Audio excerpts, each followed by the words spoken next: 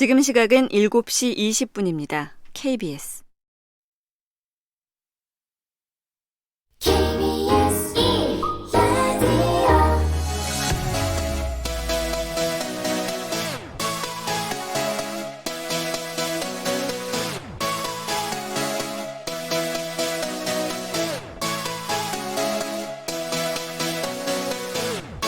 KBS 열린 토론.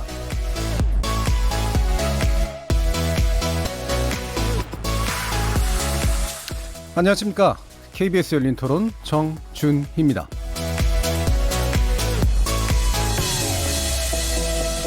KBS 열린 토론 매주 목요일은 다방면의 지식 교류를 시도합니다. 여러 분야의 전문가를 모시고 입장의 차이보다는 전문 분야에 따른 다양한 시각, 접근법을 교차시켜보죠. 이름하여 지적 호기심에 목마른 사람들을 위한 전방위 토크, 줄여서 지목전 토크. 오늘은 광복절의 의미를 되새길 수 있는 두 가지 주제를 통해서 다양한 지식과 의견 나눠보겠습니다. 74번째 광복절이죠. 특히 올해는 3.1운동 그리고 임시정부 수립 100주년을 기념하는 어느 때보다도 중요한 해이기도 한데요. 지금 나라 안팎으로 여러 힘든 상황들이 펼쳐지고 있는데 100년 전 우리 선조들의 숭고한 정신, 희생, 더욱 가슴 깊이 새기라는 그런 역사의 충고처럼 느껴지기도 합니다. 한일 관계가 어느 때봐도 힘든 시기를 맞고 있지만 과거를 딛고 미래로 가기 위한 또 한 번의 광복절 하루가 지나가고 있습니다. 오늘 지목전 토크는 해방 후 74년이 흘렀지만 아직도 청산되지 않은 우리 안의 친일 잔재를 되짚어보고요. 28년째 지구상에서 가장 긴 시위라는 또 하나의 역사를 만들어가고 있는 수요 집회와 평화의 소녀상에 대해 다양한 얘기 나눠보겠습니다. KBS 열린 토론은 여러분들과 함께 만듭니다. 청취자들도 지목전 토크 함께 하시면서 오늘 주제에 관련해 다양한 의견 보내주시기 바랍니다. 토론에 참여하실 수 있는 방법 안내해 드릴 텐데요. 문자로 참여하실 분은 샵 9730 누르시고 의견 남겨주시면 됩니다. 단문은 50원, 장문은 100원의 정보 이용료가 붙습니다. KBS 모바일 콩, 트위터 계정 KBS 오픈을 통해서는 무료로 참여하실 수 있습니다. 청취자 여러분이 KBS 열린 토론의 주인공입니다. 청취자 여러분의 열띤 참여 부탁드리겠습니다. KBS 열린 토론 지금부터 출발하겠습니다. 살아있습니다. 토론이 살아있습니다. 살아있는 토론, KBS 열린 토론. 토론은 라디오가 진짜입니다. 진짜 토론, KBS 열린 토론.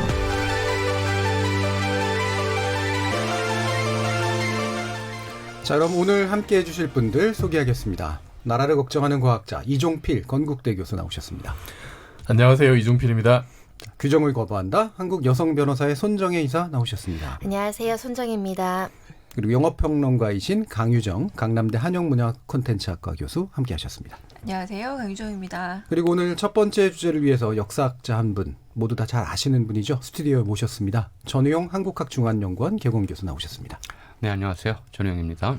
자, 이렇게 법률 전문가, 물리학자, 영화평론가, 그리고 오늘은 역사학자까지 각기 다른 전공과 개성을 가진 네 분의 출연자와 함께 만들어가는 지적 호기심에 목마른 사람들을 위한 전방위 토크, 줄여서 지목전 토크. 지금 유튜브에 들어가셔서 KBS 1라디오 또는 KBS 열린 토론을 검색하시면 바로 저희들이 토론하는 모습 영상으로도 보실 수 있습니다. 구독 눌러주시고요. 의견도 남겨주십시오. 저희 열린 토론은 매일 새벽 1시에 재방송되고요. 팟캐스트로도 들으실 수 있습니다. 자, 이렇게 함께할 방법까지 안내해드렸고 지목전 토크, 출연자의 픽 지금부터 시작해 보겠습니다. KBS 열린 토론. 일본에 적극적으로 부역한 사람도 있었고 좀 타협하면서 자신의 기득권을 놓기 싫었던 사람들이 진일파하고 남과 북이 힘을 합치기도 하고 모든 사람들의 마음을 합쳐서 과거를 성산한다는 의미 그리고 우리 사회의 기득권을 다시 돌아보는 의미에서 성산되었으면 좋겠다고 생각합니다. 지금 우리나라의 기득권 부를 축적한 사람들의 대부분이 그런 일본의 정치로부터 부와 권력을 다 쥐고 있다는 그런 생각에서 과거에 대한 것은 어느 정도의 단죄라면 단죄고 다시 사회 환원을 시키던가 해서 국민에 대한 동의나 이해가 필요하다고 생각합니다. 일본 쪽 관련된 일을 한 사람, 경찰 쪽에서 일했다든지 그런 사람들일 것 같아요. 빨리 뿌리 뽑았어야 된다고 생각했는데 너무 늦은 것 같은 감이 없지 않아 있긴 한데 꼭 뿌리 뽑아야 되는 거라고 생각을 해요. 옛날 같으면 딱 구분이 될 것 같은데 현 시대에서는 이권단체의 한 부류같이 생각이 되거든요. 그래서 아직도 존재하고 있고 그 기득권을 놓지 않고 있고 그런 부분 때문에 친일파라고 딱 명시하기가 좀 어렵고 그 후손분들이 친일 행동을 직접적으로 하지는 않았지만 그 부끄러움을 바로잡는 행동을 좀 더 선두적으로 보여주었으면 좋겠다고 생각을 합니다. 그리고 저희의 인식 또한 조금 더 갈 길이 멀다고 생각을 합니다. 친일파 잔재에 대해서 급격하게 몰수를 해서 무상분배하는 입장도 있긴 하지만 자본주의 사회에서는 좀 아닌 것 같은 생각이 들고 제도적으로 해결할 수 있는 방법보다는 그런 사람들이 자기가 가지고 있는 재산이나 이런 것들을 좀 좋은 일에 기부를 한다든지 좀 이렇게 할 수 있는 분위기를 만들어서 윈윈할 수 있는 그런 방식이 좋지 않을까 생각합니다. 자, 시민 여러분들 말씀 많이 좀 들어봤는데요. 오늘 광복절이라서 더더욱 그렇긴 합니다만 이게 3.1운동 100주년 기념이 되는 해라서 그럴까 모르겠습니다만 유난히 이제 친일 관련된 문제들이 자꾸 이제 부각이 되고 있는 것 같습니다. 한일 경제 전쟁 이런 게 상당히 중요한 계기가 되긴 했습니다만 자꾸 이렇게 위로 뭔가가 올라오고 있는 것 같아요. 그래서 이렇게 오랜 세월이 지난 동안 청산되지 않은 친일이라는 게 도대체 뭘까 이런 생각을 이제 하게 되는 그런 또 때이기도 한데요. 일단 먼저 출연자 여러분들께 지금 부상되고 있는 친일 문제라는 게 뭘까? 어떤 게 친일의 모습으로 나타나고 있는 걸까에 대한 의견들을 한번 간단히 여쭤볼게요. 이 부분은 전문가이신 전우영 선생님 맨 나중으로 빼시는 게 좋을 것 같습니다. 왜냐하면 처음에 압도가 될 것 같아서요. 자, 우리 가장 비전문가일 것 같은 이종필 교수님. 네. 저는 그 7월 초에 이제 일본이 수출 규제 시작을 했을 때 네. 그 반도체 그 세 가지 품목이었잖아요. 그때 초반에 이제 여론들이 특히 이제 반도체 관련된 일을 하시는 내지는 그쪽을 잘 아는 이제 전문가 분들이 이제 여론을 좀 주도하면서 이러다가 반도체 망한다. 네. 반도체 망하고 반도체 망하면 한국 경제 망한다. 네.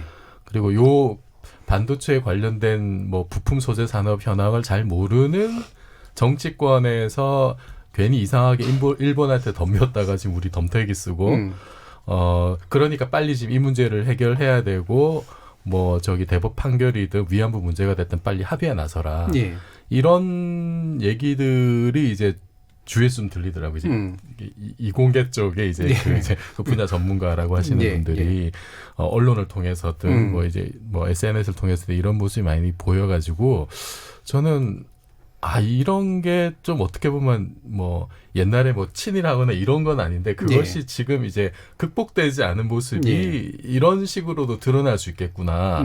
이게 사실은 저는 그렇게 생각하거든요. 이게 반도체 산업도 중요하고 경제도 중요한데 이게 강제징용 판결 같은 경우에는 그 침략의 정당성에 대한 문제잖아요. 그렇죠. 우리 주권에 대한 문제고 그런 데 대한 좀 생각들 이런 게 좀 어떤 공유라든지 공감이라든지 이런 게 좀 너무 이제 내가 잘 아는 분야에 이제 매몰돼서 좀 이제 그런 것들이 잘 토론이 안 되고 그런 게 아닌가 하는 느낌이 받았고 좀 그런 이제 그 분야 전문가들은 또 자기 쪽에만 이렇게 너무 빠져가지고 좀 그런 경우들이 있는데 좀 앞으로 지금 요즘은 8월 들어서는 많이 좋아진 것 같습니다만 앞으로 이제 비슷한 일들이 벌어질 때 좀 이런 문제도 한번 계속 좀 고민해봐야 될 문제인 것 같습니다. 그렇죠. 그러니까 지금 이런 사태들을 겪으면서 우리가 느끼는 게 역사 의식과 별개로 뭔가 이렇게 되게 실용적인 게 있지 않냐. 솔직히 말하면 약간 덮고 가야 될 것들도 있고.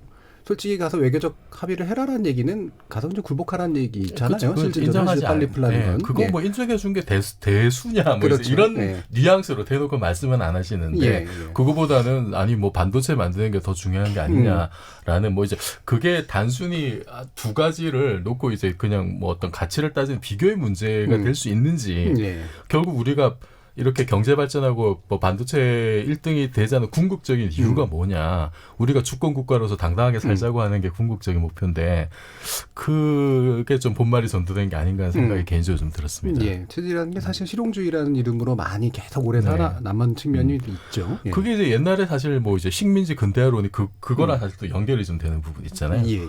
예. 자, 그럼 손정혜 변호사님. 일단 친일 문제와 관련해서 우리 법에서는 친일을 규제해본 역사는 없죠. 친일 반민족 행위라고 해서 여러 가지 이제 그 경우의 수를 두고 정말 반민족 행위 그리고 반민족 행위 그런 부분의 규정인데 친일과 친일 반민족 행위를 좀 구분하지 못하는 데에서 이 오류가 좀 있지 않을까라는 생각이 들고요. 이 근래 제가 느끼는 것은 생각보다 국내에서도 지금 일본 내에서 뭐 일부 뭐 DH 사태나 비롯해서 혐한 발언, 굉장히 역사를 왜곡하는 발언 이런 것들 지나치게 넘쳐나고 있는 것을 굉장히 많이 듣게 돼서 국민들이 많이 분노하고 있는데 그런 목소리가 국내에서 들려오고 있어서 우리 사회에서 이 문제는 객관화시켜서 하나의 어떤 정립된 사실관계로 우리가 인식하고 있다라는 전제로 저희가 친일 문제라든가 여러 가지 문제를 토론해왔다고 생각했는데 이건 다양성이라고 해석될 수 없는 문제인데도 불구하고 우리 역사와 다른 목소리가 국내에서 너무 많이 나오는 게 좀 충격적이었고요. 뭐 대표적으로는 지금 반일 종족주의 관련된 책 같은 경우도 조국 교수가 이렇게 책 들고 나오면서 좀 이슈도 되고 방송에서 다뤄서 이슈도 됐는데 이런 부분을 또 지지하시는 분들이 많고 현재 그 책이 베스트셀러로 올라와 있더라고요. 그런 현상이 뭘까 고민하고 있습니다. 그렇죠. 그러니까 이런 현상이 왜 나올까라는 궁금증이 사실 드는 게 더 만드는 것 같긴 해요. 이게 사실 배경에는 좀 정치적인 측면들도 되게 깔려 있고, 뭐 어떤 진영 논리가 이제 친일과 함께 결합되어 있는 측면들도 좀 결합되어 있는 것 같고 그렇습니다. 그 부분 뒤에서 좀 더 얘기 나눠보고 우리 강혜정 평론가님 교수님. 글쎄 저는 한동안은 일본이라는 나라에 대해서 한국인들은 특히 한국민들은 거의 무관심하지 않았나라는 생각이 들어요. 이를테면 거의 베스트셀러를 보자면 대개의 일본 작가 책들이었고요. 훨씬 더 세련된 경수필이를 또 라이트 노벨이라고도 불렀어요. 좀 가벼운 소설도 많았고 그리고 뭐 하루키에 대한 뭐 인기야 말할 것도 없었고요. 그리고 여러 부분에서 뭐 한류가 훨씬 더 좀 강력해졌다는 좀 자신감도 있었고 그러니까 일본과의 문제에 있어서는 이제 과거는 과거일 뿐이라고 어느 정도는 뭐 친일 반일의 문제가 아니라 그냥 뭐 파트너 그리고 한미일 동맹의 한 축 정도로만 생각했는데 처음 이제 경제 도발로 인해서 드디어 이게 만만치 않은 문제가 됐구나라고 하면서 이견들이 나오기 시작했죠. 뭐 강경 대응을 해야 된다 내지는 우리가 굴복해야 한다. 근데 지금 상황은 그런 어떤 대응의 문제를 넘어서서 일본에 대한 갖고 있었던 생각을 드디어 소위 말하는 커밍아웃하는 단계에 드러난 것 같아요. 평소에 일본 어떻게 생각했는지 가령 뭐 모노즈쿠리 정신이라고 해서 일본의 물건들은 모두 다 좋아라고 생각했던 세대들이 있거든요. 뭐 저도 조금 어떤 부분에서는 그랬던 부분도 있습니다. 가령 뭐 문구 뭐 이런 것들을 훨씬 더 일본께 좋아라고 생각했던 어떤 일부분부터 근데 이게 이제 사상과 혹은 모든 것에 있어서 일본께 더 좋아라고 생각했던 분들은 일종의 역사 왜곡 문제까지 가지고 오는 것 같아요. 사실은 모든 태도가 우리가 잘못됐고 일본 훨씬 더 선진국이었고 우리가 배워야 될 게 많은데 결국은 이제 그것을 긍정하는 방안으로 이제 역사 왜곡의 문제까지 가서 지금 문제가 되고 있는 이영훈 교수 같은 전 교수 같은 경우에는 뭐 돈을 벌기 위해서 스스로 징용도 간 것이고 뭐 위안부도 간 것이다 이런 망언까지 하고 있는데 전혀 이제 의식 없이 하고 있는 거죠. 그러니까 저는 가장 큰 이유 중에 하나가 한편으로는 남북한 갈등이 좀 해소 국면으로 접어들면서 미봉책으로 놔뒀던 일본에 대한 판단 그러니까 이제 묻기 시작한 거죠. 사람들에게 당신은 일본을 어떻게 생각하냐라는 질문을 한 번도 제대로 한 적이 없었던 듯 싶어요.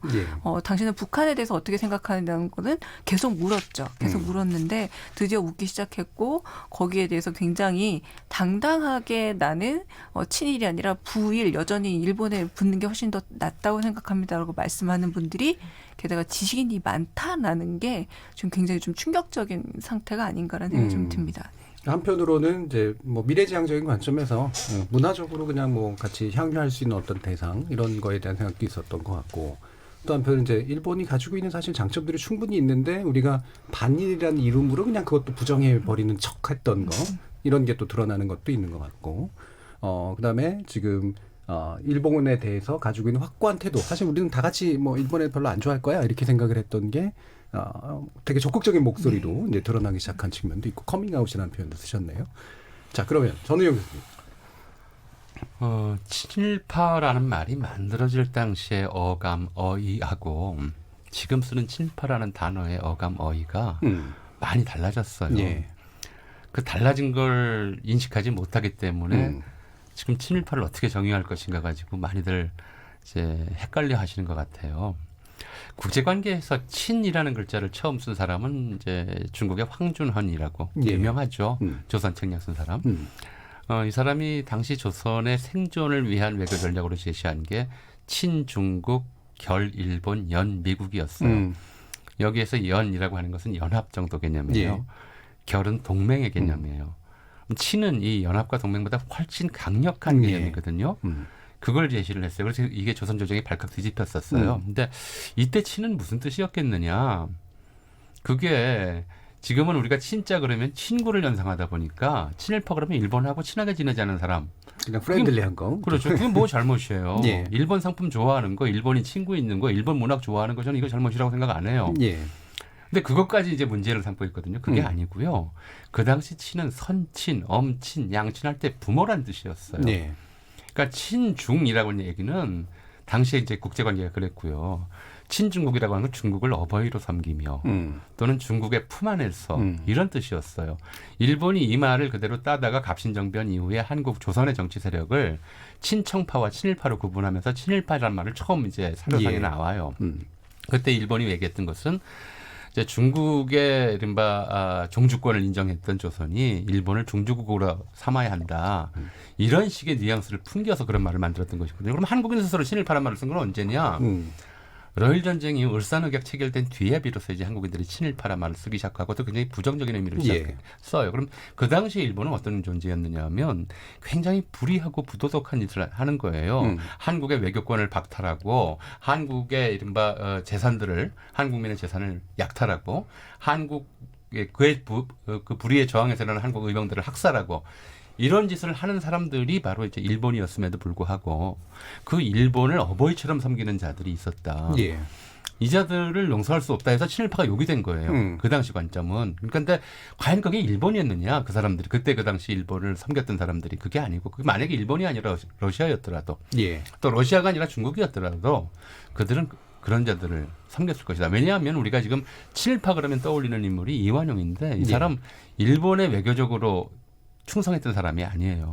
본래 미국에 붙어 있다가 나중에 이제 정세가 바뀌니까 일본 쪽으로 변했던 사람이고요.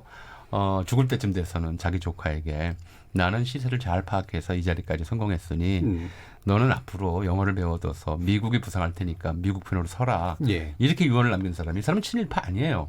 기회주의자일 뿐이었죠. 그러니까 친일파란 말은 어떤 의미였었냐면요. 의미 자체로 보면 불의한 권력.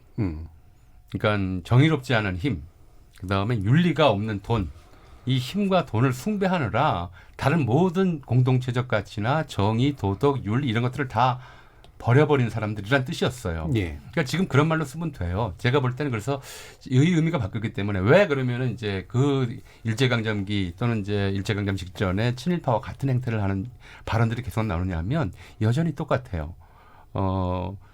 이 정의 없는 힘.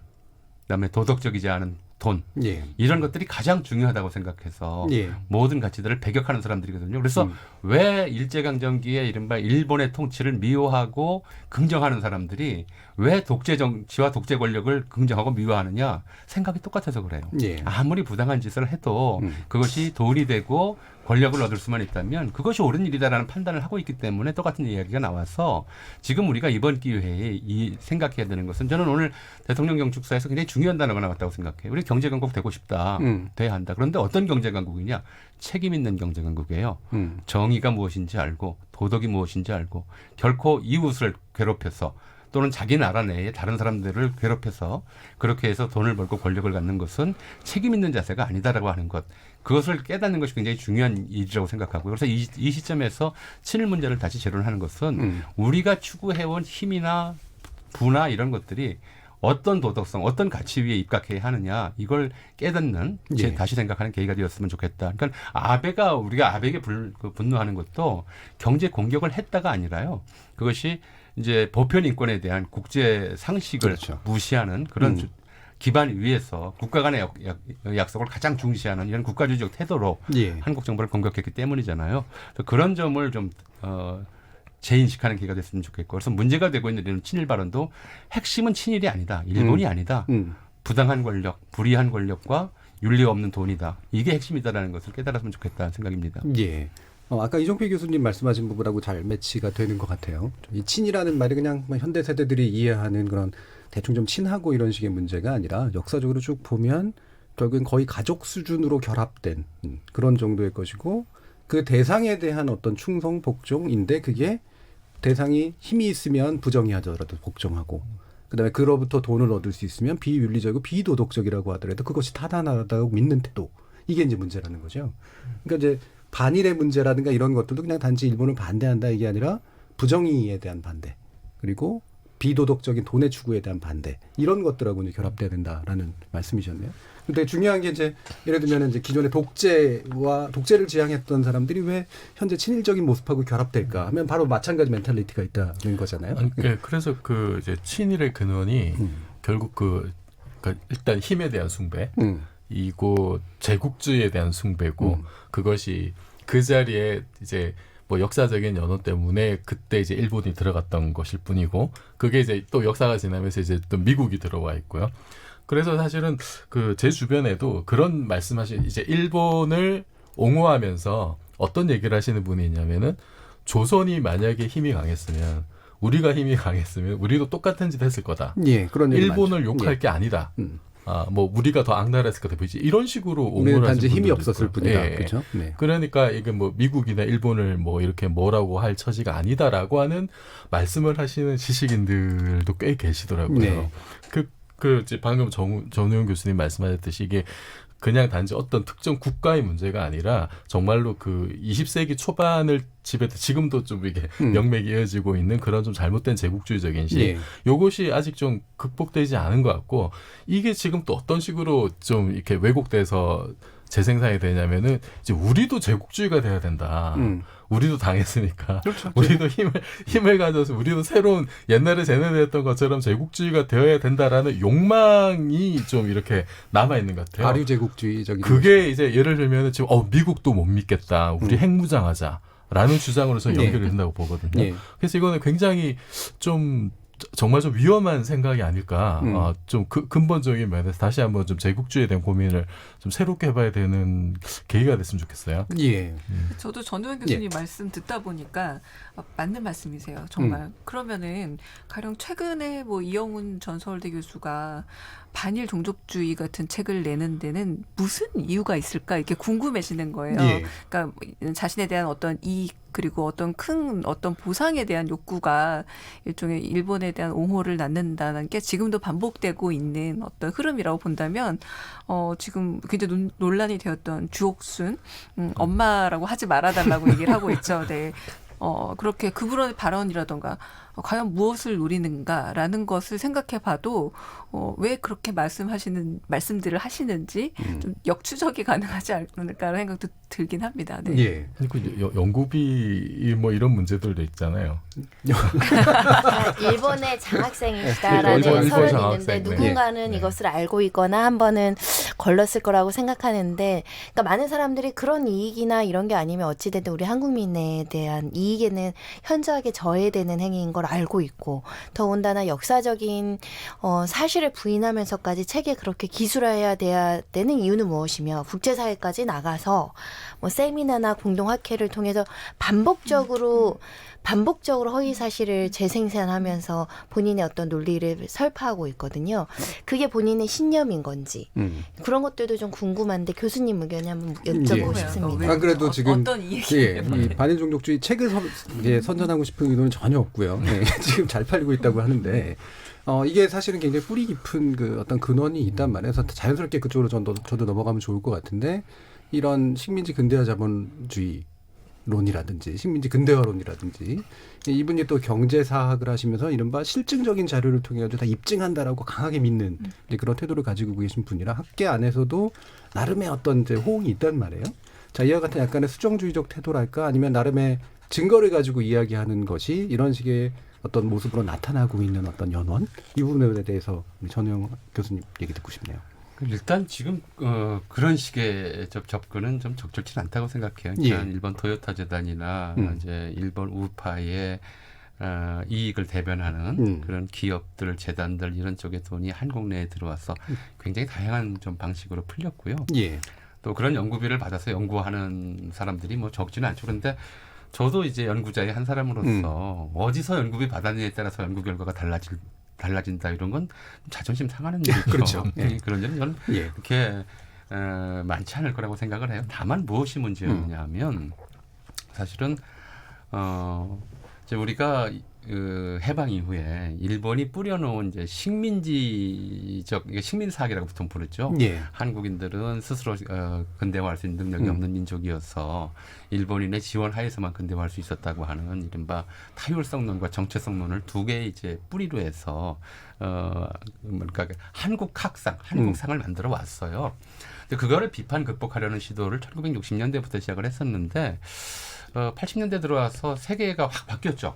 일단 소련 동구 사회주의, 현실 사회주의가 몰락했고 또 이제 그 이른바 제국주의가 만들어온 자본주의 체제의 위기라고 하는 것이 다른 방향으로 극복되면서 신자유주의가 하나의 풍조로 나오기 시작했는데 저는 이게 참 철학적인 문제라고 생각해요. 이분들은 이제 인간은 이렇게 정의를 하거든요.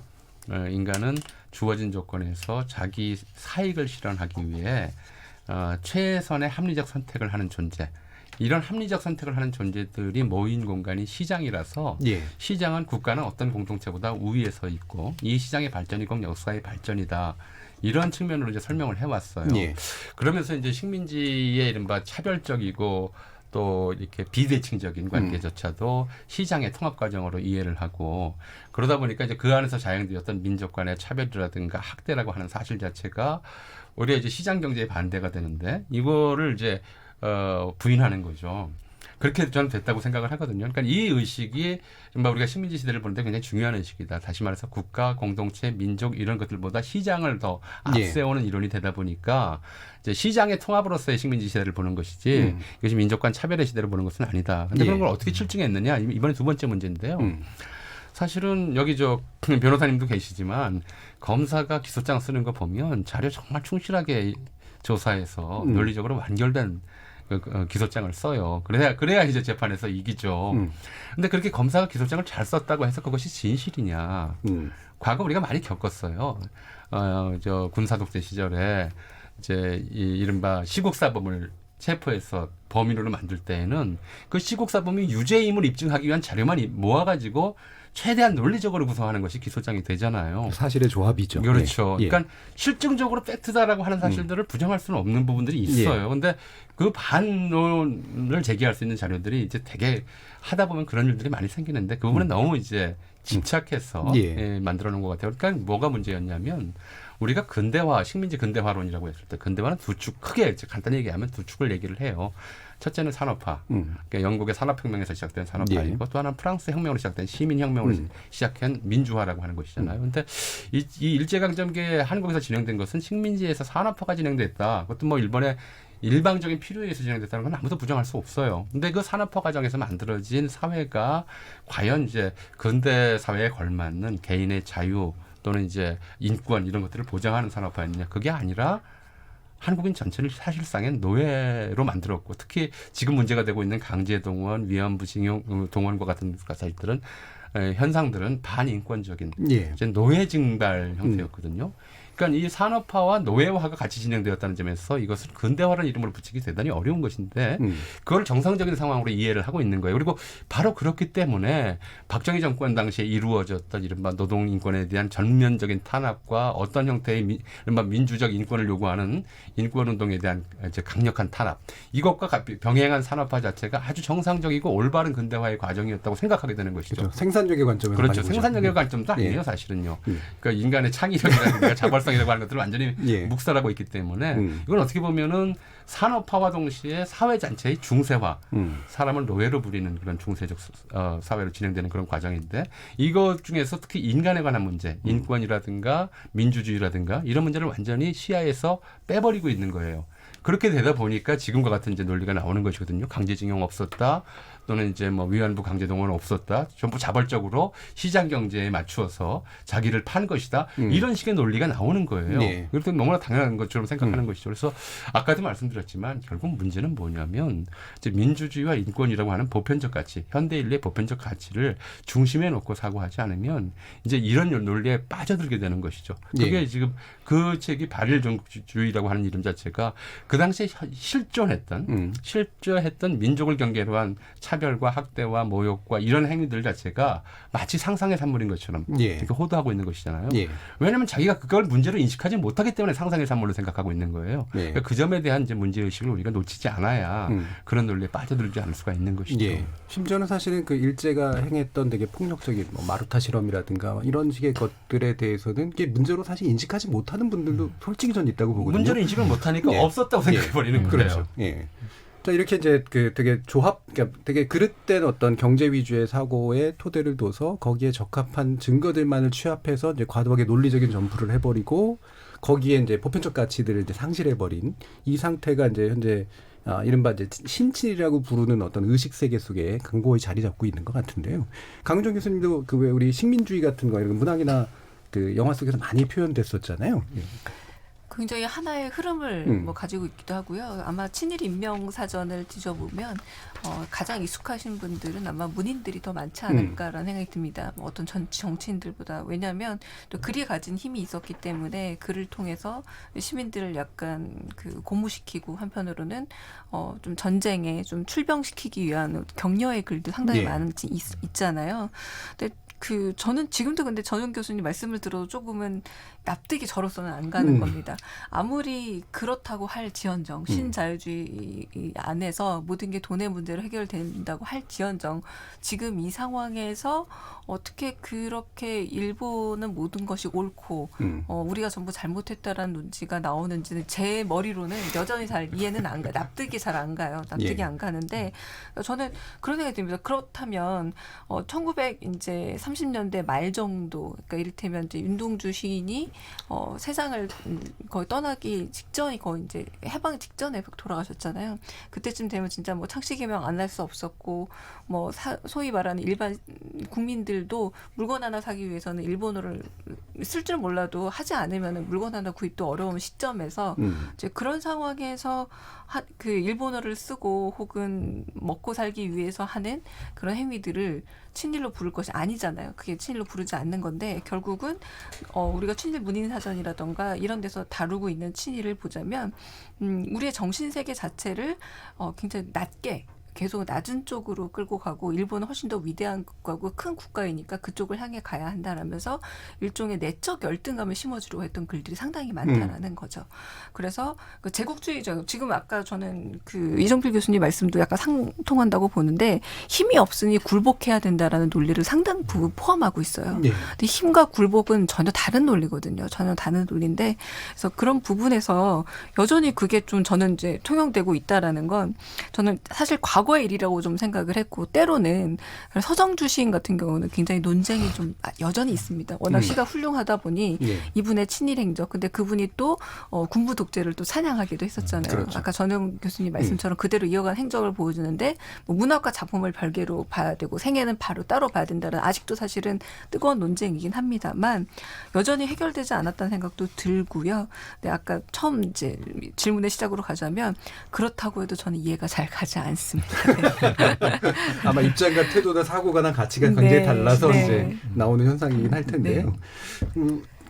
우리 손정희 변호사님 보시기에, 그러니까 이게 이제 아까 이제 물론 전우영 교수님이 얘기는 하셨지만 이제 친이라고 하는 걸 너무 이제 낮게 해석하다 보면 그냥 대충 친한 거 이런 거를 되게 이제 그 부정하게 되고. 예를 들면 일본 상품 쓰는 것에 대해서 우리가 일본 불매 운동을 벌이고는 있지만 일본에 대해서 나름대로 문화적으로 뭐 괜찮다라고 생각하는 그런 태도조차도 이제 막 되게 이제 현재는 또 배격하게 되는 그런 문제도 있는데 현재의 상황에서 이런 이제 뭐 친일이 예전에 우리가 친북이라는 표현이라든가 친중, 친미 이런 것들을 되게 부정적이고 경멸적인 용어로 이제 사용해서 패를 나누기 위한 것처럼 쓰이게 되는, 그리고 그것이 정치적 효과를 갖는 거, 이런 거 부정적인 측면들이 사실 좀 있잖아요. 어떻게 생각하세요? 그러니까 친일과 관련해서 친일을 제 나름대로 규정을 한다면 우리가 불법적인 식민지 시대에서 피해를 입은 게 역사적인 사실로 정립이 된 부분들이 있죠.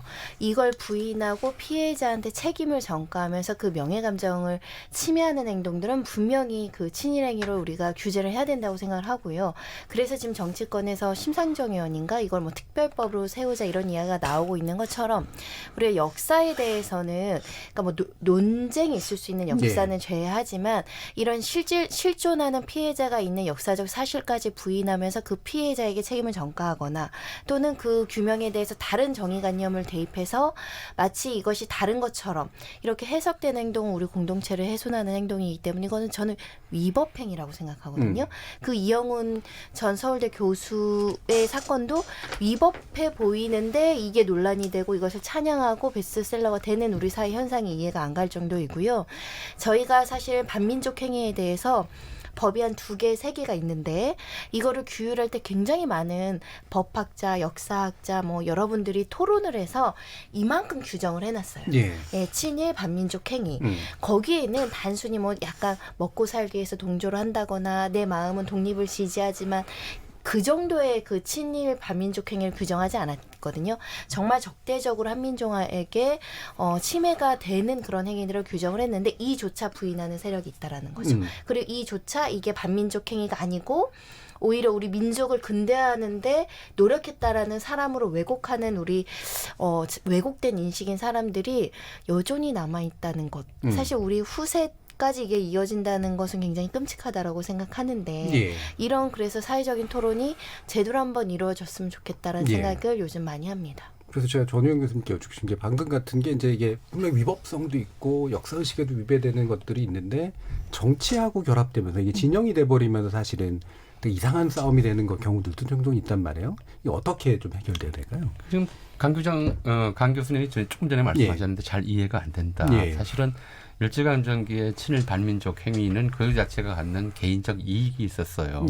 예를 들어 송병준이라는 사람은 사실은 그야말로 한 무일푼이었거든요. 무일푼이었는데 일본에 적극 협력한 대가로 1910년대 중반쯤 되면은 조선인 중에서 서열 10위 안에 드는 부자가 돼요.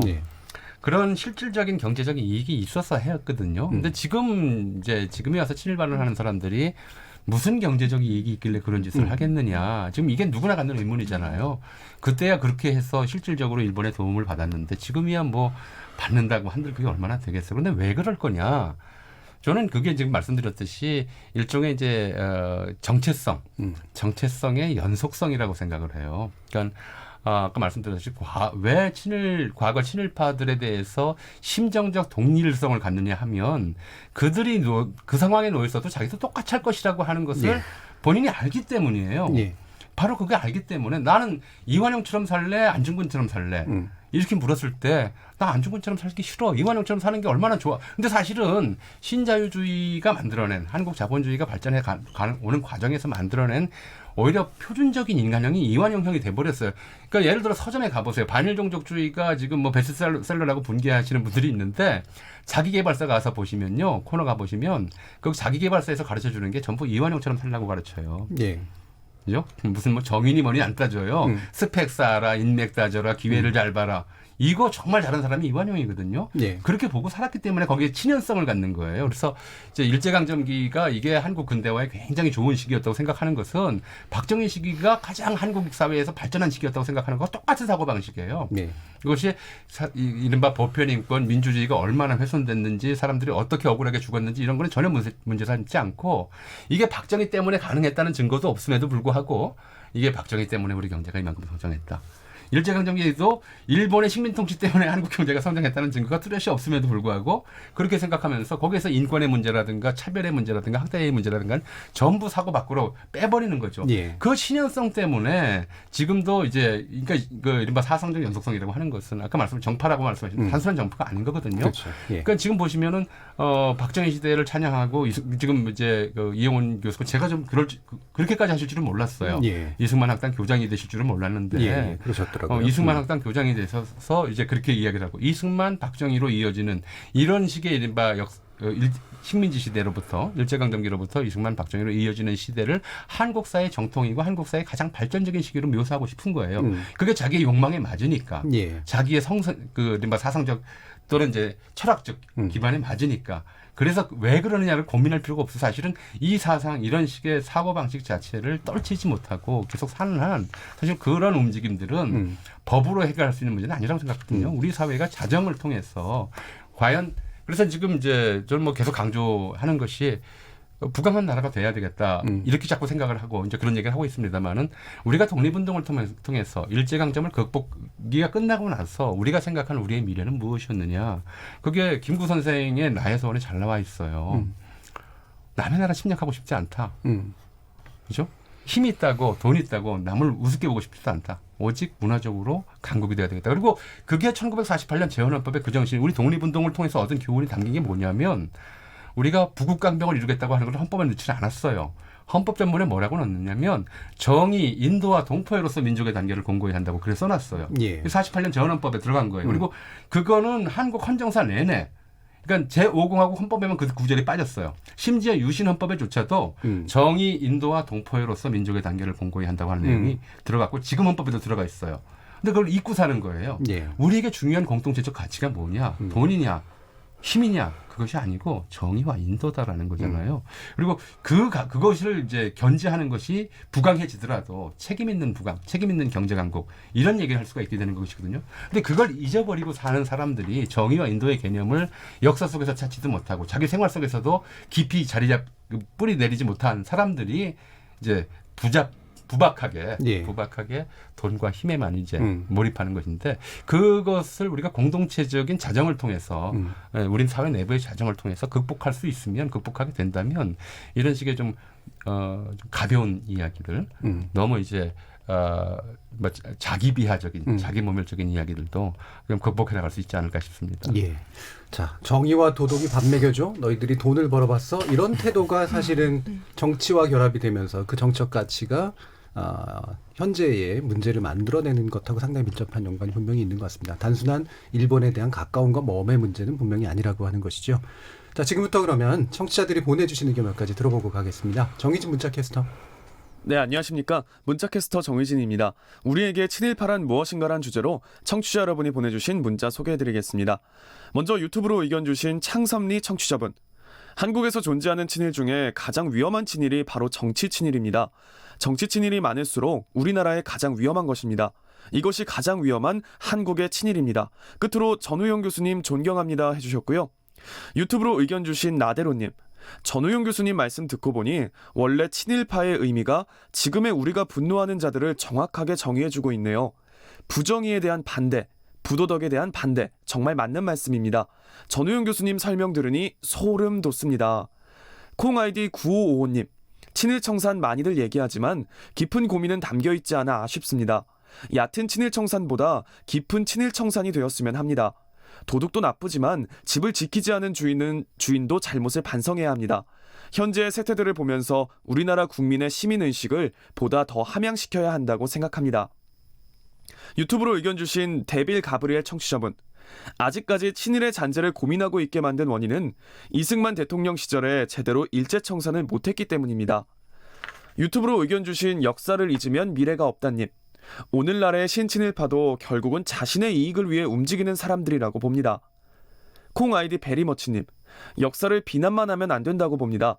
중요한 것은 앞으로는 이런 일이 발생하지 않도록 우리나라의 경쟁력을 더더욱 길러야 된다고 봅니다. 유튜브로 현석원님. 기회주의라는 측면에서는 친미나 친중, 친일이 다르지 않다는 논리를 펴는 사람들이 있는데 일본은 경우가 다릅니다.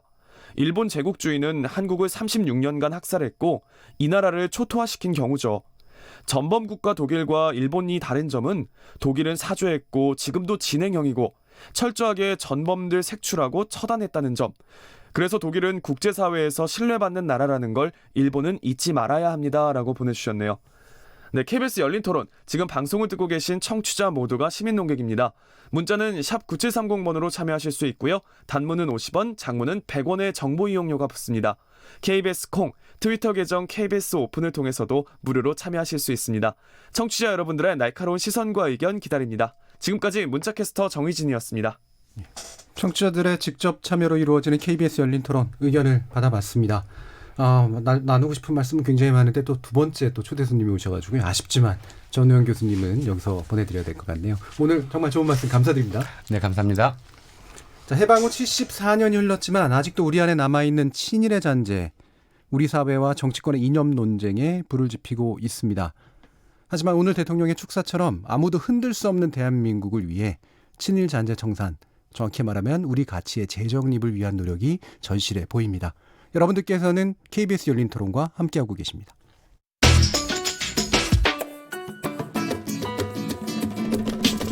묻는다, 듣는다, 통한다. KBS 열린 토론. 듣고 계신 청취자 여러분 감사드립니다. 들으면서 답답한 부분은 없으신가요? 궁금한 점은요? 그렇다면 함께 토론에 참여하시죠. 유료 문자 샵 9730을 이용하시면 됩니다. 단문은 50원, 장문은 100원의 정보 이용료가 있습니다. 스마트폰 어플리케이션 KBS 모바일 콩을 통해서도 무료로 참여하실 수 있습니다. KBS 열린 토론은 언제나 열려 있습니다. 듣고 계신 KBS 열린 토론은 매일 밤 1시에 재방송됩니다. 네, 일본에서 소녀상 전시가 중단되었다는 말을 들었는데요. 일본이 참 속이 좁다는 생각을 했습니다. 소녀상을 위안부 피해자분들의 소녀일 때의 모습을 보고 만들었다고 알고 있는데요. 이렇게 전시해놓는 것만으로도 일본과 세계의 관심을 불러일으킨다는 거에 큰 상징적 의미가 있는 것 같아요. 소녀상 존재 자체를 부정하는 것이고 그것은 일본 자신이 저지른 과오에 대해서 인정을 하지 않는 행동이다라고 볼 수 있고요. 소녀상은 역사의 증인이다. 지금 일본은 계속 그 자신들의 부끄러운 행동을 감추려고 하는 게 너무나도 어이없었고 이제 소녀상을 보면 그 무엇보다 슬픔을 잘 담아내고 있고 우리나라의 아픈 역사뿐만 아니라 이제 전쟁으로 피해를 받았던 전 세계인들을 위로하는 그런 메시지가 담겨 있다고 생각합니다.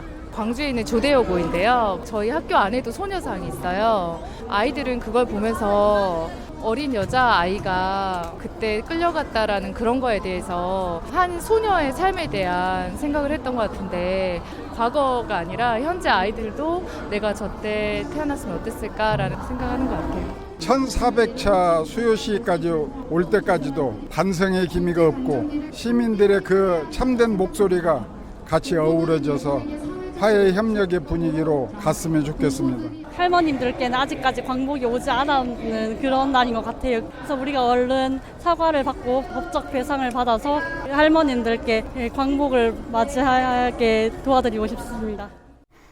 자, 두 번째 지목전 토크 시작해보죠. 지적 호기심에 목마른 사람들을 위한 전방위 토크.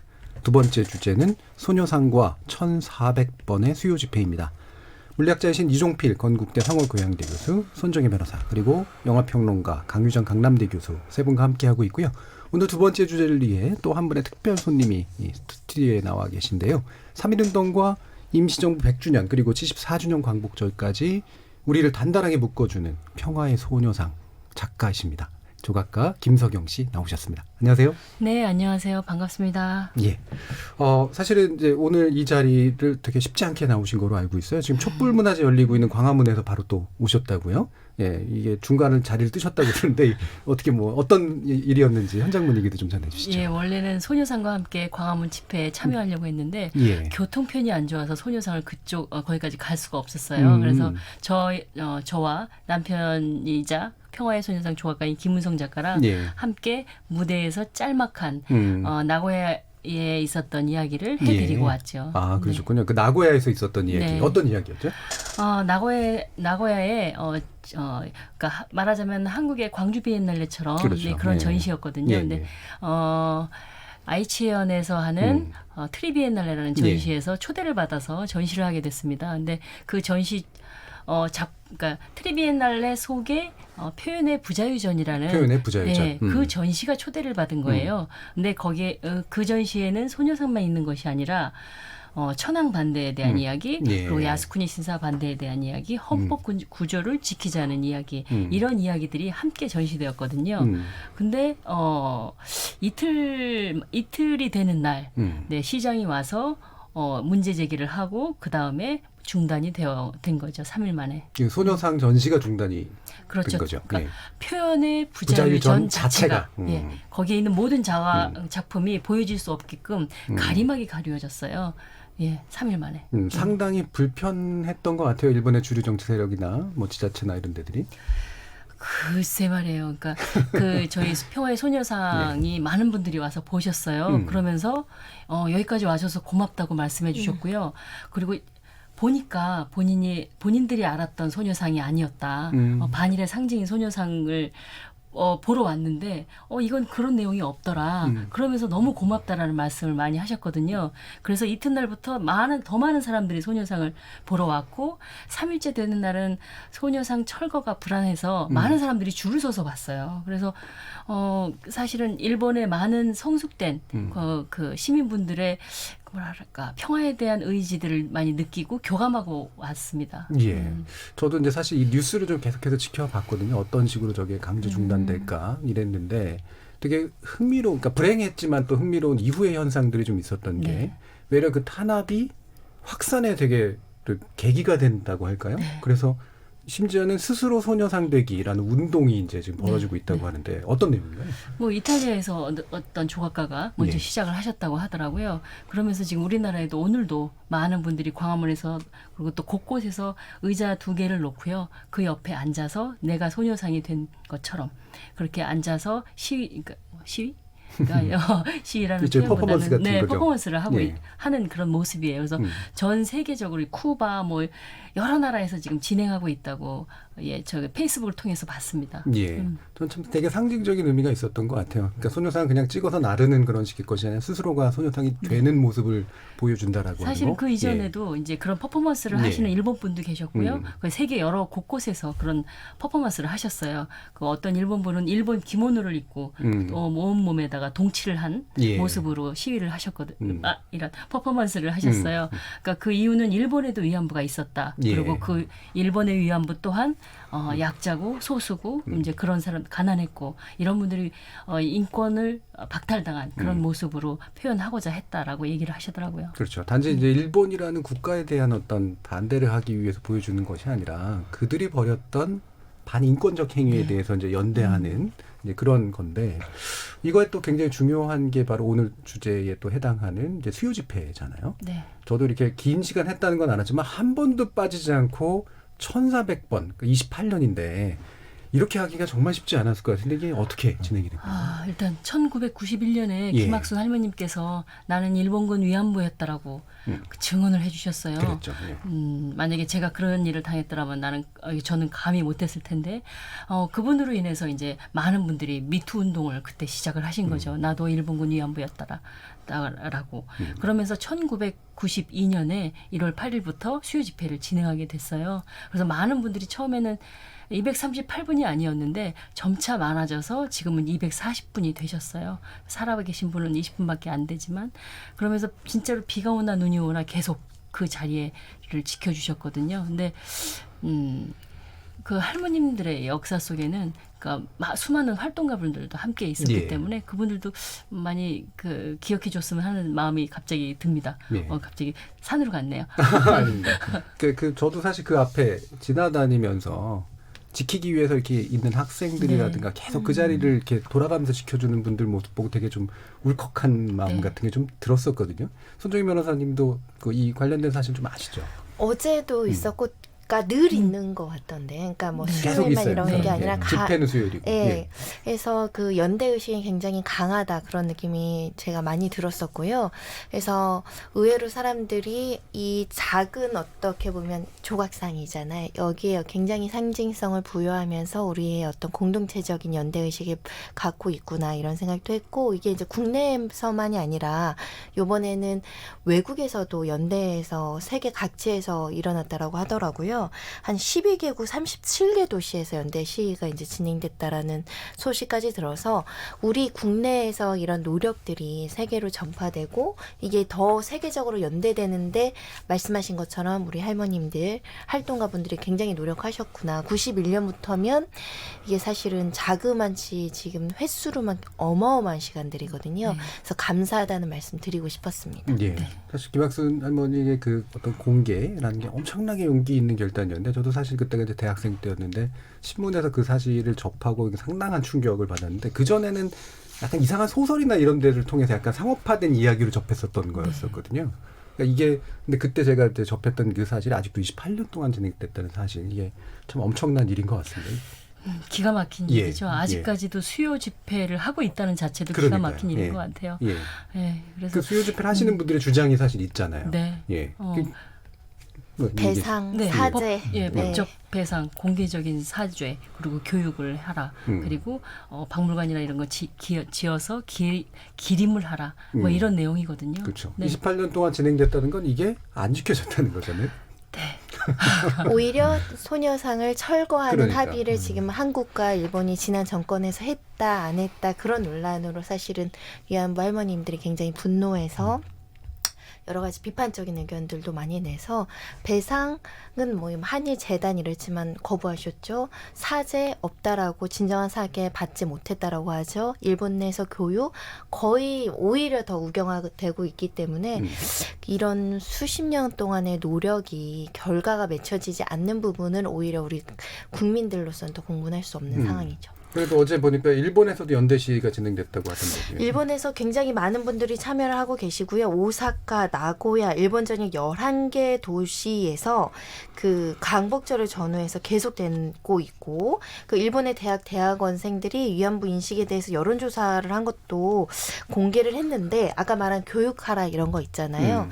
이게 이루어지지 않는다는 걸 증명하는 것이 충분히 사과했다가 45%, 그리고 한국 정부의 대응이 반일 감정을 부채질한다는 시각이 78%. 그러니까 일본 내 아직은 많은 사람들이 이 소녀상의 상징성이나 이런 것들을 인식하지 못하고 깊이 성찰하지 못하지만, 일부의 이제 성숙한 사람들, 그리고 실제 이것을 자세히 고찰하신 분들은 지금 일본 내에서도 많은 도시에서 이 수요 집회와 같은 연대 의식으로 활동하고 계시고, 이분들이 늘어나면 또 이 아까 말씀드린 퍼센테이지는 줄어들 수 있지 않을까 합니다. 근데 저희가 말씀하시죠. 수요 집회 때 가보시면 알겠지만 일본 분들이 많이 와서 사죄를 하세요.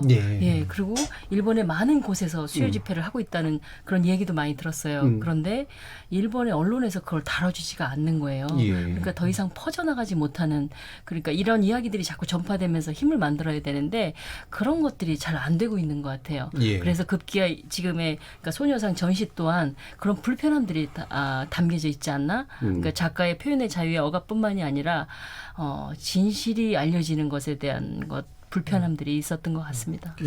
저는 일본에서 그렇게 이제 소녀상 제목도 표현의 부자유인데 정말로 표현이 얼마나 부자유한지를 오히려 일본 정부 쪽에서 정말 참 대대적으로 홍보를 해주는 네. 그리고 그런 모습도 보고, 그리고 이제 일본 정부에서도 왜 이렇게 해외 곳곳에 설치된 소녀상들을 이제 철거하기 위해서 또 여러 가지 외교적 노력을 벌이고 있고, 최근 들어서 더 이제 좀 히스테릭한 반응들을 보이는 게, 저게 오히려 자기들의 그 반인륜 전쟁 범죄를 참 방증하는 간접적인 어떤 그런 증거가 아닐까 그런 생각이 들어요. 덮으라는 문제가 있는 거니까. 자기네들 말대로 떳떳하면 아니 그 소녀상 그거 하는 게 뭐가 문제겠습니까? 그죠? 저거는 그냥 도둑이 재발절인 거죠, 사실은. 재발절인 거고, 저는 그 소녀상 볼 때마다 이게 저도 이제 막 얘기만 듣고 뭐 옛날에 무슨 여명의 눈동자 뭐 이제 이런 드라마에서 이렇게 또 뭐 나온다든지 이제 그러다가 저도 뭐 이제 진행자처럼 이렇게 대학생 때 그 김학순 할머니 뭐 증언 이것도 상당히 충격적이었고 그 이제 육성으로 나오는 그 정말로 이제 실체가 딱 이제 있는 거잖아요. 그렇죠. 그렇게 예. 되면은. 근데 이제 소녀상이 그런 실체를 하나 정말 이렇게 새로 보여주는 것 같아요. 아, 이게 그냥 막연하게 이게 그냥 옛날에 있었던 어떤 그런 머릿속에 지어진 이게 아니라 지금 우리 눈앞에 있는 이게 과거로부터 이어져 오는 현실이구나. 그래서 그 어떤 굉장한 어떤 긴장감 이런 거를 참 주는 것 같아요. 예. 우리가 막 이렇게 좀 그냥 단순히 조각상이 아니라 좀 지켜주고 싶고 아끼고 싶은 그런 생각이 많이 드는 것 같고 지금 이제 논란이 되는 게 이제 뭐 그 강제성 이런 거잖아요. 뭐 저기 아까 앞서 얘기했던 뭐 이용이나 이런 분들은 뭐 그 자발적으로 매춘했다 이렇게 지금 매도를 하고 있는데 일본 정부도 마찬가지고 그런데 사실 강제적으로 뭐 유괴 납치 뭐 이제 이런 일들까지 있었다라고 하는 게 여러 이제 역사적 자료도 있고 최근에 보도 내용을 보니까 일본 전범들이 이제 그 실제로 고백한 기록들 보면은 자기네들이 어떻게 그렇게 위안소를 유지하기 위해서 뭐 온갖 납치나 뭐 이런 걸 했는지가 또 이제 나와 있다는 새로운 어떤 자료들도 나오고 있거든요. 그래서 이런 거를 좀 더 우리가 풍부하게 여기저기 좀 널리 알리고 좀 그런 노력들 앞으로도 계속 했으면 좋겠습니다. 예. 그리고 실제로 그 김복동 할머니의 생을 다룬 영화가 지금 개봉됐고 상당히 주목받고 있는 것 같아요. 강희정 교수님. 네, 그 김복동 할머니 다큐멘터리도 있지만 아까 저는 이 작가님 말씀에 상당히 동의하는 게 교육을 하기 위해서는 사실을 알려야 되는데 지금 계속 일본 정부에서 하고 있는 건데 은폐 은닉이거든요. 근데 가령 2017년에 그 이거는 픽션 허구 영화이긴 했습니다만 I Can Speak라는 그렇죠. 영화가 네. 있었고 이영수 할머니가 모델이 되었고 미국 의회에 증언을 하는 얘기인데 이 제목이 너무 의미심장한 거죠. 말을 해야만 하는 거예요. 은닉된 사실에 대해서. 그래서 그 할머니가 영어를 배워서 미국 의회에 가서 증언을 하는 게 무슨 의미가 있느냐. 일본이 은닉하고 은폐하는 상황에서 계속해서 그것을 can speak, 말 그대로 타인의 언어로까지 사실을 알려야 한다는 걸 보여줬던 작품이기도 하고요. 김복동 할머니는 그걸 자신의 생애 전체로 보여주신 분이죠. 말 그대로 속아서 14살 때 돈을 벌 수 있게 해주겠다라는 말에 속아서 끌려갔고요. 그리고 지금 아까 그 이정표 교수님도 말씀하셨지만 돈을 어느 정도 작은 그 일종의 임금을 지불했다는 것만으로 그게 일테면 자발적인 어떤 참가였다고 말씀을 하는데 제가 약간 조금 비유적으로 말씀을 좀 드리자면 비유라고 먼저 전제를 하자면 우리 소위 염전노예라고 부르시는 분들도 임금을 다 줘요. 그런데도 우리가 왜 염전노예란 말에 동의를 하냐면 그 비율에 동의를 하냐면 전혀 자신의 어떤 자발성과 동의성이 없기 때문이죠. 근데 할머니들도 그 부분으로는 전혀 얘기할 수 없는 부분이라는 건 다들 알고 있으면서 모른 척 하고 있는 거죠. 그래서 김복동 할머니 처음부터 굉장한 활동가거나 인권 운동자로 처음부터 하신 건 아니에요. 다 이제 영화 보신 분이나 사연을 아신 분들 좀 처음에는 숨기려고 하셨고 가족과는 거리가 멀어지기도 하셨죠. 근데 안타까운 건 이 김복동 할머니의 생애가 지금 현존에 계시는 20분의 생애와 거의 닮아 있고 이미 세상을 떠나신 분의 삶과도 거의 다르지 않다는 겁니다.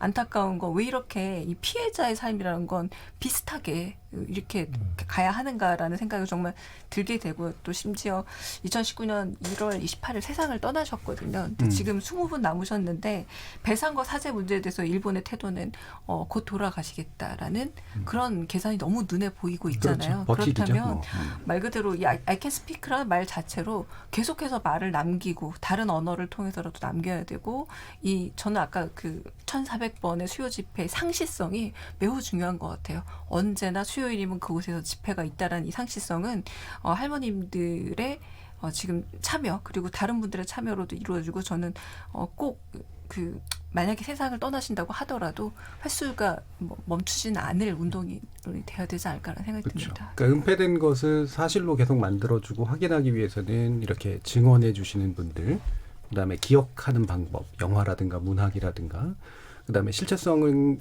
그 자체가 실체는 아니지만 사실은 이 소녀상이라고 하는 그 상이 가지는 의미가 또 굉장히 큰 것 같아요.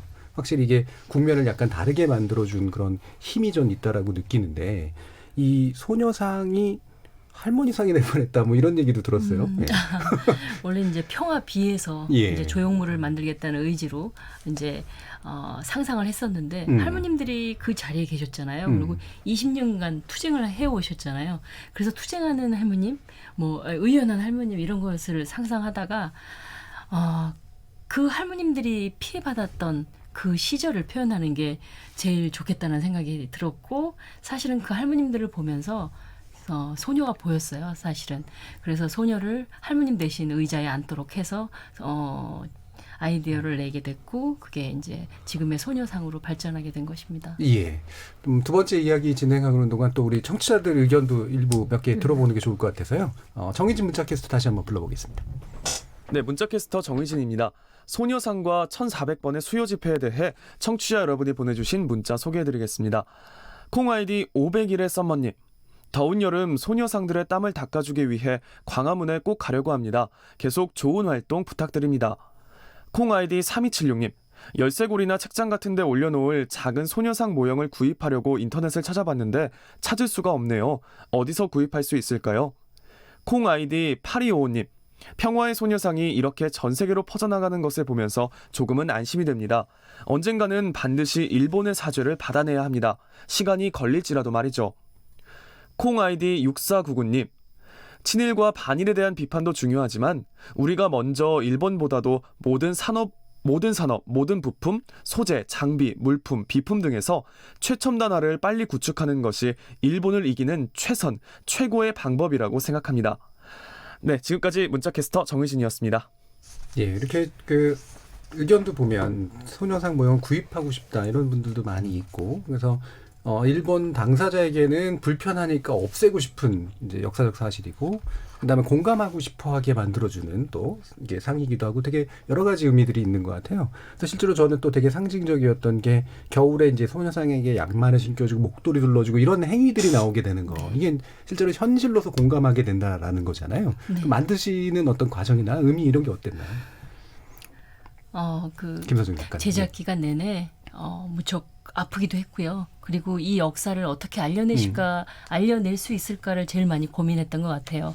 그러니까 할머님들의 20년의 투쟁의 역사뿐만이 아니라 소녀들이 받았던 그 고통들과 더불어서 이 땅에 간신히 돌아왔음에도 불구하고 외면당했던 그리고 편견 속에서 살아냈던 그 이야기까지 다 담아내고 싶었습니다. 그리고 또한 할머님들이 그 자리에 계시면서 처음에는 본인들이 증언자이자 증거이자 그 자리에 서셨는데 지금은 아까 김복동 할머님도 말씀하셨지만 인권운동가가 되셨고요. 여성운동가 그리고 평화운동가가 되셨거든요. 그래서 할머님들의 그런 염원 또한 담고 싶었어요. 본인들과 똑같은 미래 세대가 없도록 본인들이 그 자리에 있다는 말씀을 항상 하셨거든요. 그러니까 그런 이야기를 많은 사람들이 느끼게 하려면 이 소녀상은 보시는 분마다 자기의 모습을 보거나 자기 가족의 모습을 봤으면 좋겠다는 생각을 했어요. 그래서 그런 작가로서 그런 염원을 담아서 제작을 했고요. 그래서 그런 염원이 통했던 것 같아요. 그래서 천차 수요 집회되는 그날 많은 분들이 목도리와 모자를 직접 씌워주시고 발에 싸주시고 추울까봐 이렇게 해주시면서 사실은 저희가 이렇게 첫날부터 감동을 받아서요. 네, 이게 통하는구나. 이렇게 정말 그 절절히 염원을 하면 이렇게 통할 수 있구나라는 그런 생각을 했습니다. 예, 김복동 할머님께서 생전에 살아계실 때 전 세계 소녀상을 세우겠다는 말씀도 하셨었잖아요. 네. 김성진 작가님 그 이후로도 계속 뭔가 더 만들고 보급하실 생각이 있으신 건가요? 네, 물론이죠. 아까 작은 소녀상 말씀하셨는데 저희가 의뢰했던 곳이 불이 난 거예요. 그래서 잠시 제작이 좀 늦어졌는데 다음 주부터는 전쟁과 여성인권박물관과 그리고 인터넷상에서 작은 소녀상 치면 나올 거고요. 일본이 인정하는 그날까지 역사적인 그런 본인들의 잘못을 인정하는 그날까지 저희는 꾸준하게 제작을 할 예정에 있고요. 제일 마지막으로는 일본에 가서 소녀상을 제작하는 게 저희의 희망입니다. 예. 아마 여기 오늘 출연해 주신 우리 고정 패널 분들도 소녀상에 대한 남다른 그런 감정들이 좀 있으실 것 같고요. 오늘 두 가지 주제 논의하면서 아마 각자가 또 생각하고 새롭게 얻고 새롭게 느낀 것들도 많이 있으시리라고 봅니다. KBS 열린 토론 오늘 두 번째 지목전 토크 소녀상과 1400번의 수요 집회라는 주제로 함께 이야기 나눠봤습니다. 매주 목요일 지적 호기심에 목마른 사람들을 위한 전방위 토크, 줄여서 지목전 토크로 청취자 여러분들과 만나고 있는데요. 오늘은 이제 네 분의 전문가들을 모시고 우리에게 친일파란 무엇인가, 그리고 소녀상과 1400번의 수요 집회 두 가지 주제를 가지고 다양한 의견들 나눠봤습니다. 오늘 함께 해주신 이종필 건국대 교수, 손정혜 변호사, 그리고 강유정 강남대 교수 모두 감사드리고요. 또 함께 해주신 평화의 소녀상의 김석영 작가님도 감사드립니다. 그리고 아까 함께 하셨던 역사학자이신 전우영 교수까지 모두 수고하셨습니다. 감사합니다. 감사합니다. 저는 내일 저녁 7시 20분에 다시 찾아뵙겠습니다. 지금까지 KBS 열린 토론 정준이었습니다.